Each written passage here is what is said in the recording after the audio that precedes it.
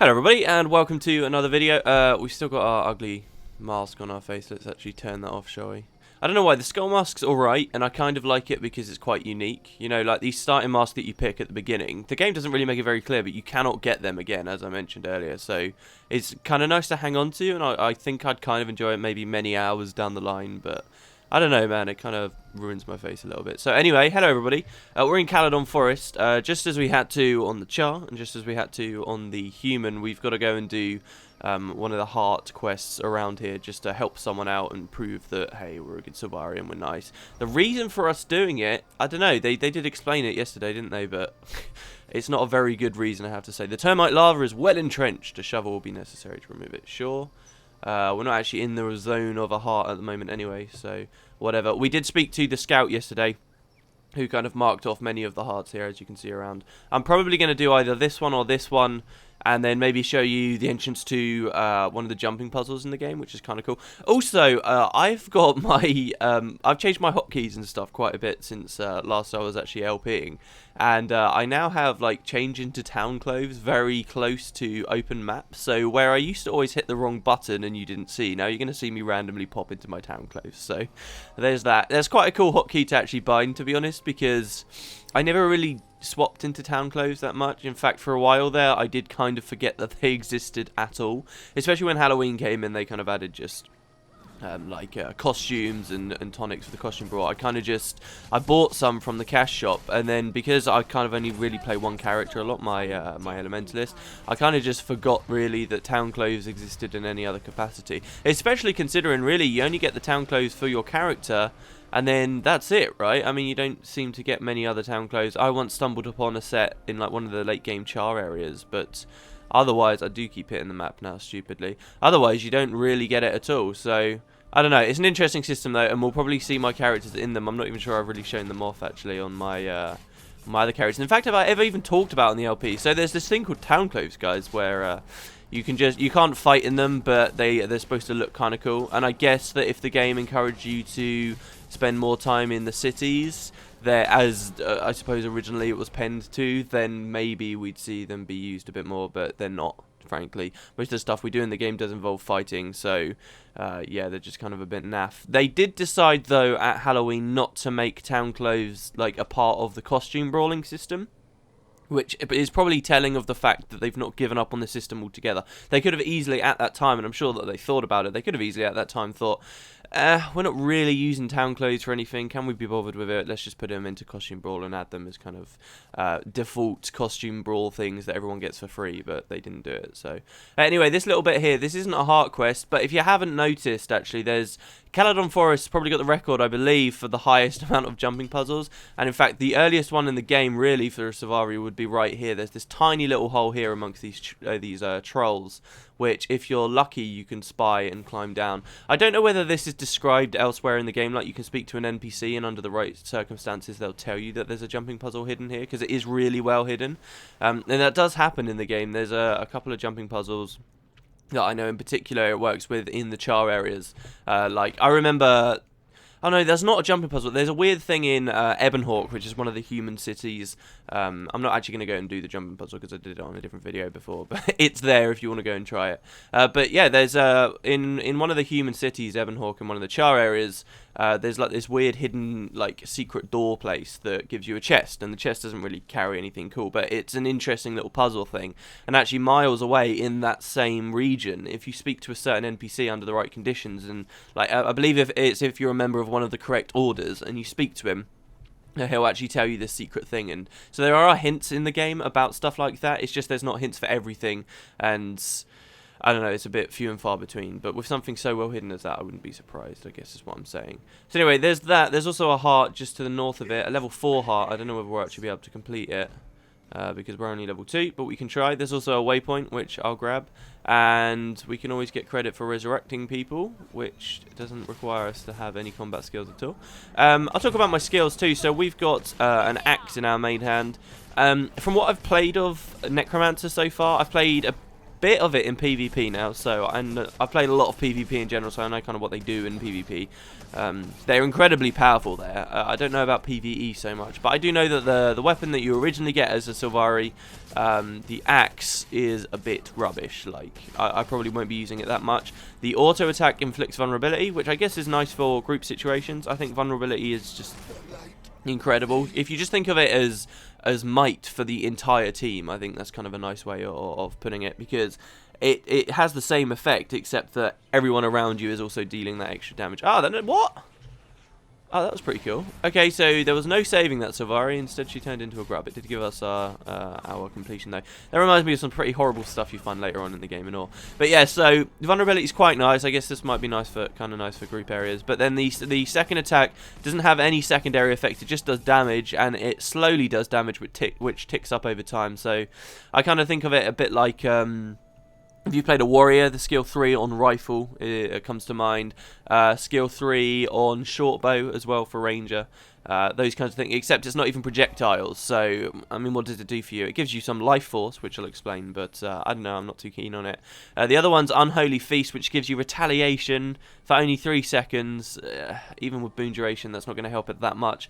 To be honest, I don't really think retaliation's that good. Like, you get a lot of people who are like, oh, retaliation's amazing. Like, when they're talking about World versus World, they're like, yeah, you put a retaliation on you, and then a thief comes and tries to kill you, and you kill the thief. It's amazing. And it's like, retaliation doesn't really do that much. It doesn't scale on how high their burst attacks are. It only scales on what their power is, and it's minimal at that too. So, you know, retaliation isn't going to help you against people that expect for conditions and stuff. So, anyway, retaliation's not that great. It is an AoE cripple, but I believe it still suffers from the fact that it only affects 5 targets, just like most things in the game do now. So yeah, and a little bit of damage. That's kind of axe. That's all we've got at the moment, and I don't know, I think it's a little bit rubbish. Also, as a necromancer, we get minions. Minions are also a bit rubbish, sadly. They were incredibly overpowered in the first game, and they're a bit rubbish in this one. But your default heal skill summons this guy, this blood fiend. He looks very cute, very nice. He doesn't really have a mouth. He actually looks very disgusting. I think it's pretty cool, actually, though. And what he does is he auto attacks. He can take aggro, as you can see from that grub. As he auto attacks, he heals me, though, which is quite cool. So he's kind of... Necromancers are built on attrition and a lot of condition damage and stuff, and he kind of plays into that role quite nicely. He's slowly, basically, sapping the life out of them and bringing it back into me, which is nice. How am I supposed to complete this heart? I mean, I see that the guy's here, but we don't actually... Is it out in the swamp on the side? Is that where I get progress for it? So yeah, there's minions. I might show off some minion master builds later on. It could be interesting. I think it looks fun to play. Wow, did you all just die? Really? Can I not even res you? I cannot. What is that? Did an event do that? Hey. Within the dream, I learned of the pain and suffering caused by the undead hordes. My path has been set since I first awakened. I will fight and slay the undead until my last breath passes. Okay, how can I help? Wiping out the undead is the most direct way. Ah, what a surprise. Finding any evidence of their goals they've left behind would be help too. The undead are being controlled by a greater force, and I want to know what it's after. Sure. How can I help you in your fight? Wiping out the undead is the most direct way, blah, blah, blah. Okay, brilliant. Okay, sure. So it's undead. This actually leads me into something kind of nice. The Sylvari starter area is the only starter area where you will fight the undead from the off, straight away, instantly. There they are. They're kind of right in your face. Now the Sylvari do kind of have their own troubles. Can I save no one here? Seriously? The Sylvari do have their own troubles. They've kind of got a mix of things going on with their own race, but they're also a very new race. So for other races, when you kind of start off, you're going to find a lot of other things where you're learning a lot about their history and a lot of the problems they've developed within themselves, right? You know, so if we think about the humans, for example, there's all this stuff going on with the bandits. There's a lot of stuff to do with the queen, and some people don't really want her to be the queen. And it's very inwardly focused on that race. The Sylvari, yes, they have some stuff like that, but they also, from the off, are straight away about fighting the undead and fighting the forces that are causing the undead to be there. And just the general overarching plot of Guild Wars 2 is kind of right in your face straight away. And that's kind of interesting, I suppose. It does mean that if you play as a Sylvari, you're going to be fighting the Risen really quickly, which I know aren't everybody's favourite enemy. In fact, I don't think there's anybody's. If you've actually played all the way to the end of the game, you will be sick of undead, and then to come and play as a Sylvari character might get a bit annoying. But you do fight these guys straight away, and they're just generally very focused on that overarching plot. Like, so bear that in mind. We will have different stuff going on when we're looking at, you know, the vision we had in the dream and further things going forward from that. But that's what the Sylvari are about. They're penned as that straight away. And that conversation we heard yesterday, where the Sylvari were talking in the background, and while I was accepting my quest reward, and I didn't talk, where they were saying, oh, well, some people believe we're here just to fight the Elder Dragons. We're only here for that. And the guy was like, oh, maybe it's just coincidence, or maybe it's a mystery. I think the ArenaNet do really heavily hint that that probably is what's going on here with the Sylvari, that there's a good chance that this tree has flowered just as the Elder Dragons have risen on Tyria, kind of thing. And is that a coincidence, or are the Sylvari just kind of in tune with their cycle and kind of in a weird way trying to save Tyria here? You know, so these are interesting ideas. Some people don't believe in them, and some people don't think there's enough evidence and so forth, but it's pretty cool. So there is that.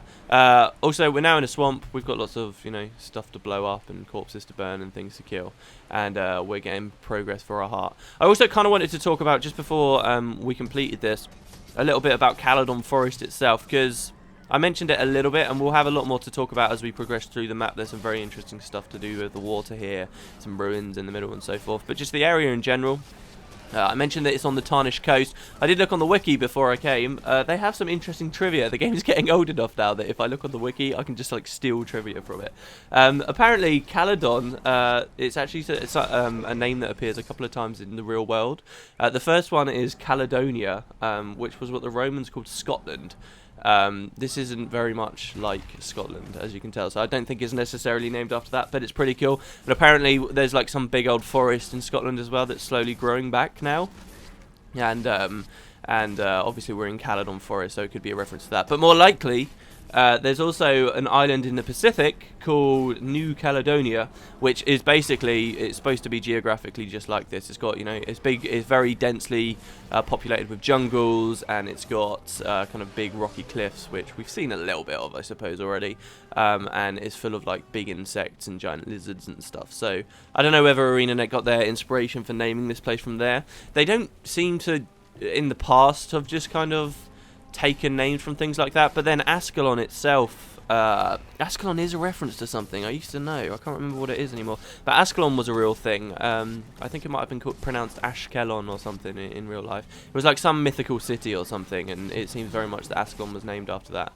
But a lot of the times in the first game we didn't really see much naming going on in that regard. Maybe I'll eat my words if somebody knows any better, but that's kind of the extent of it, I suppose. I will tell you guys any more trivia if it comes up on places like this, but we'll have to see. And this heart is taking a very long time. So another mechanic I may as well go into then about the Necromancer is our profession-specific mechanic. As you may remember from the Ranger, we had a pet, and we had all that kind of stuff going on there. As a Char, as the Warrior, we had the adrenaline system. As we were fighting, we were gaining adrenaline, and then depending on whatever skill we had in, whatever weapon, we had in our main hand, that would then change our big attack. For the Necromancer, we have something called Death Shroud. So this life force thing I was talking about, as we use Ghastly Claws, and in particular as things die, we suck life force out of them. As I use this skill, you'll see like these little green orbs. Actually, no, you won't. Apparently, it doesn't work on that skill. But as this guy dies, if you watch, you'll see these little green orbs float out of him. Possibly. They might not, because I'm already full on life force. No, yeah, they do appear. You might have to pause it, but there was a green orb that just came in. That's the idea, that we're sucking the life out of these guys. In the first game, Necromancers had loads of abilities that would kind of degenerate the enemy's health while simultaneously regenerating your own health. And that was kind of a big part of them. They had like an elite called Life Transfer. They had Life Siphon, which was the kind of this regular skill. And all these things that did that. It's a bit like what our heal skill is doing too. But in Guild Wars 2, it's kind of the same system, and it's kind of clever the way that they did it. It's still the same idea that we are sucking life out of them, but instead of it going directly into our health bar, we kind of get a second health bar. This bar you see here, the green one, this is how much life force we have, and it can work as a second life bar, because at any time I can toggle myself into something called Death Shroud, and in Death Shroud I have my life force is slowly draining out because I'm here, but if they attack me, this acts as my health bar, and my real health is kind of hidden underneath it, totally safe. So if you put this in a situation where something's going to do tons of damage to you as a necromancer and you see a big spike's about to come, you can go into Death Shroud and take loads of damage in it, and then you can just come straight back out of Death Shroud whenever you want, or you can let the bar run out, and then your health underneath is absolutely fine. And then, in this way, now I can suck his life again using Ghastly Claws, or by letting things die around me, and I'm kind of getting health back in a weird way. But it's a little bit more complicated than it used to be in Guild Wars 1, where it was just a simple, oh, I'm taking your life, I'm getting it back. Now, we kind of have a lot more interesting dynamics to do with when we spend the life that we have gained from people. Obviously, once my life force is completely full up, I'm wasting it if I'm still killing things in the area, because I'm no longer allowing it to fill anymore. So do you want to go into life force early at that point, or do you want to wait? It's pretty cool, it's pretty interesting, and you can get all these traits and specs and things that will actually help you to gain more life force. It increases the capacity of how much life force you can have, and the skills indeed inside it too can be useful, and I'll talk about those obviously as we unlock them. But there we go, we've done our first heart. It took ages, 15 minutes. I expected us to be done in like 6-7. But she says, thank you for helping slow the undead. My journey will continue as long as Zaitan remains in this world, but it's easier to brave the dangers knowing there are others willing to help. Another thing, yesterday the Sylvari was like to us, oh yeah, not many people have a wild hunt. You're going to see a lot of Sylvari that have wild hunts. I'm just throwing it out there. So we can buy stuff for karma. Obviously we've not completed an event yet on this character though, so hey, we'll ignore that. We can also deposit our collectibles like so. And yeah, let's go back to the grove, shall we? That was a little bit of a look at Caledon, I suppose. A very boring area of Caledon, just a swamp, but Caledon nonetheless. That's what it's kind of like. It's really pretty and nice, but also at the same time it's got some just ugly places, and it's not scared to throw the ugly shit at you straight away.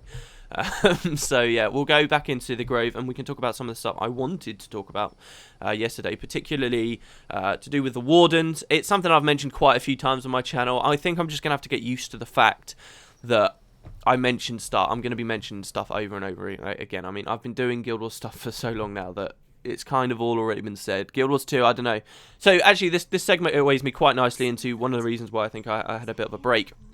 So as an example, while I was away, there was a guy that he's still doing them. There's another guy on YouTube that's doing lore videos that I started watching, and they're pretty good, and he's doing pretty well with them. You know, plenty of people are watching. The main thing that I noticed about them though is a lot of the stuff he's covering is stuff I wish I could still be covering, but stuff that I've done before. Like I've got a solid video on the Tengu before. Now the way I've kind of set up my channel isn't very good. I don't have specific playlists that have like, oh, this is the race spotlight, this is a race spotlight. Instead it's buried in like all these user questions on different videos. Sometimes it's come out, you know, on a daily or an episode of the Countdown that was a spotlight, but it's all really hard to find. So all this stuff is on my channel and I've talked endlessly about it, but it's kind of difficult to find. So I think in a lot of ways I can't really go out and do I can't give you guys a video on, oh, who are the Tengu, who are the Crate, who are the, because I've already said it, and I know that there's a lot of people that are still watching the channel that would just be like, well, you've said this before.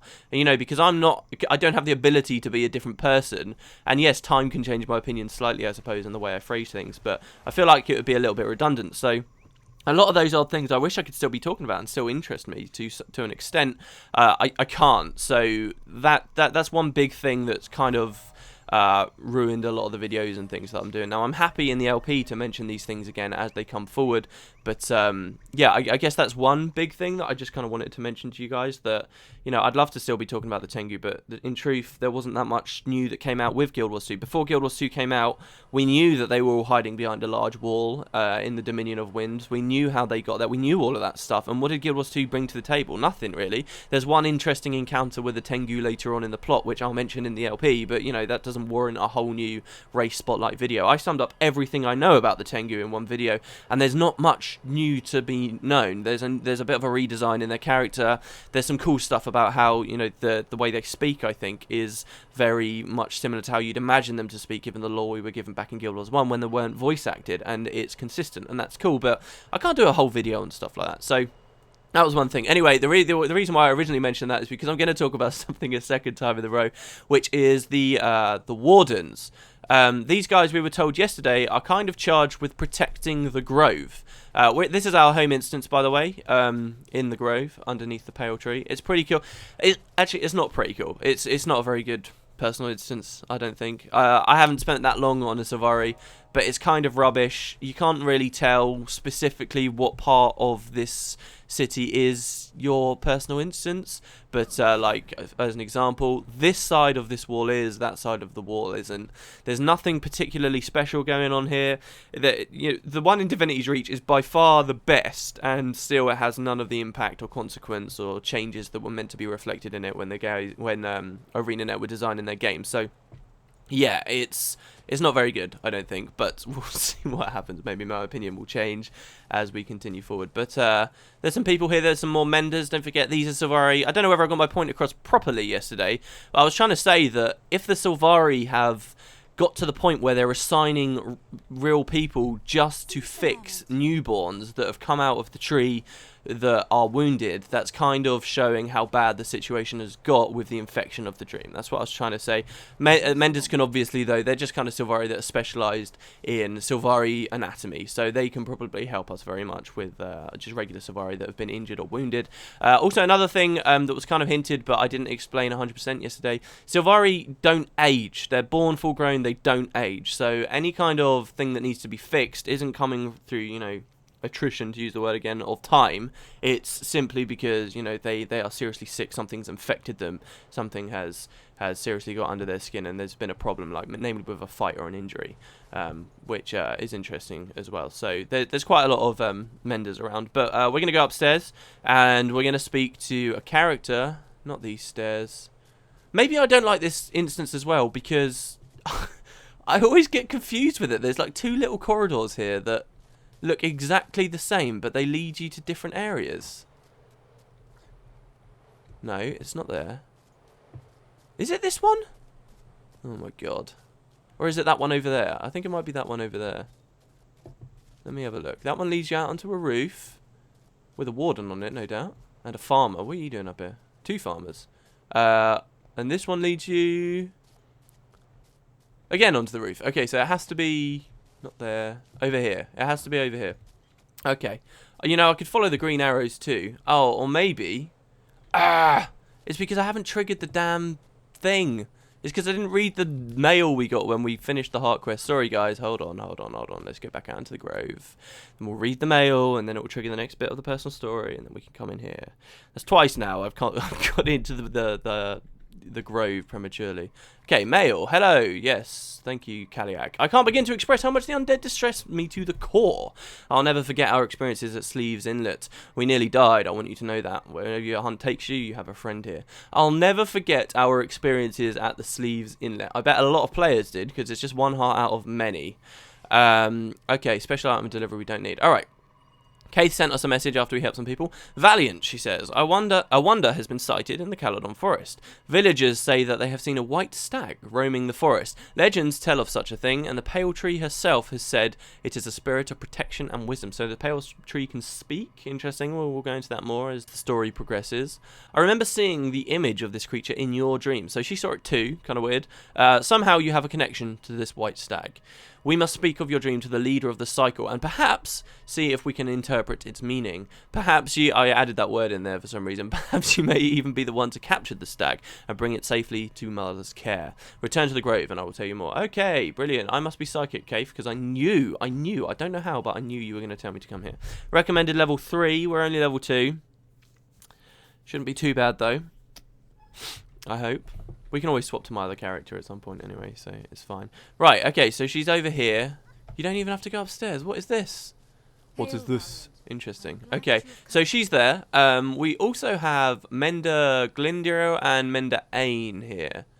There should be someone else here too. So you remember oh no, you don't remember. So at character creation you get to pick an aspect of your Sylvari, what cycle they were born in, and you remember we spoke to that Sylvari yesterday about the cycle. That's going to have an impact in a minute. Mender Ain anyway says, I'm trying to mix together a sleeping potion for our patient. She's had terrible nightmares lately. I do hope this helps. Interesting. You do excellent work, Mender. She'll be grateful. I love my work and I love helping others. It may not be glamorous, but it's fulfilling. Okay, a wounded Sylvari here. Please make it stop, she said. Twisted roots and vines. No hope at all. Interesting. Maybe just been born. Another mender here. Look at my poor patient. The recent disturbances in the dream have given her nightmares. Can you tell me more about menders? Menders are healers, trained in Sylvari biology. Our skills save lives. Are we so different from the other races? Actually, yes. Well, we have sap and vine, they have blood and bone. It's very interesting to study the differences. So ArenaNet, I guess, kind of drilling it into people. These aren't elves, they're very different from regular creatures. Are others affected by the disturbances in the dream? Yes, but not this severely. Without your courage, Arachnia, many may have been lost. You're quite the hero. So you see my name here's got a second A. In a minute that'll be gone, in fact, after this episode probably. So anyway, let's go speak to Keith and Aife. Valiant, this is Aife, leader of the Cycle of Dawn. She is a firstborn, and has offered to speak with you about your dream. I would be honored, firstborn. Can you help me understand what I have seen? I will do all that I can. Tell me the images you witnessed while you slept, Child of Dawn. I saw a glorious white stag standing in a forest, and I feared for its safety. When I was told a white stag had been seen in the Caledon forest, I remembered the image from your dream. Such a thing cannot be a coincidence. In your dream, what happened to the stag? I don't know. I just knew that the animal was in danger and I wanted to save it. As it happens, I recently received word of a stag like that near the Verdants. If you find it, perhaps you'll uncover the true meaning of your vision. What we see in the dream often guides us to the lessons we undertake in this world. Travel well, and with wisdom. Okay, so they mentioned something called Firstborn there. We'll come to that. Firstborn is kind of an interesting concept. There's a character that should be here that isn't here right now, and it's massively annoying me. Because, okay, well in any case, hey Aife. She says, you did well, Valiant. You chose the honourable road with no guardians. I am impressed. What's it like to be firstborn, like you and Keith? We constantly grow. I awakened as the sun rose on the first dawn of our race, and I am an archer and a traveller, and I now stay here to help others. Have you travelled to many places? Oh yes, Lion's Arch, the Maguma Wastes, the Great Desert. The world is wider than you can dream, Valiant. These two places aren't available in game right now, so that's a pretty cool comment, actually, that she's been there, and ArenaNet kind of acknowledged that they're real places that characters may have interacted with, so that's very cool. How wonderful. May I ask you more about the Cycle of Dawn? We awakened during the early morning hours. We are diplomats, wanderers, and seekers. You are of our cycle, Valiant. So I picked Dawn. What about the other cycles? Noon, night, and dusk. They each have their own strengths and interested. How curious. May I ask another question? So I realise what I've done wrong here. I think I was supposed to be of the noon to find this particular character. I could have sworn it... Okay, what makes our time of birth so significant? Dreams change with the hours. Someone's cycle can show us their true strength. Okay, brilliant. Thank you very much for the information. Okay, guys, I'm going to call the episode there then. Next time we'll be here on the right cycle, because Aife will change to a different character if we do that. So we'll do that then. Thanks very much for watching, and then we'll go and see what we can do about this white stag. So thanks very much for watching, guys. I know this was pretty much a whole lot on nothing today, but hey, I'm getting back in the groove of it. I'll make it more snappy as we go forward. Thanks, guys, and yeah, I'll talk about the Wardens, I guess, in episode 3. Jesus, okay. I will catch you next time. See you, everybody.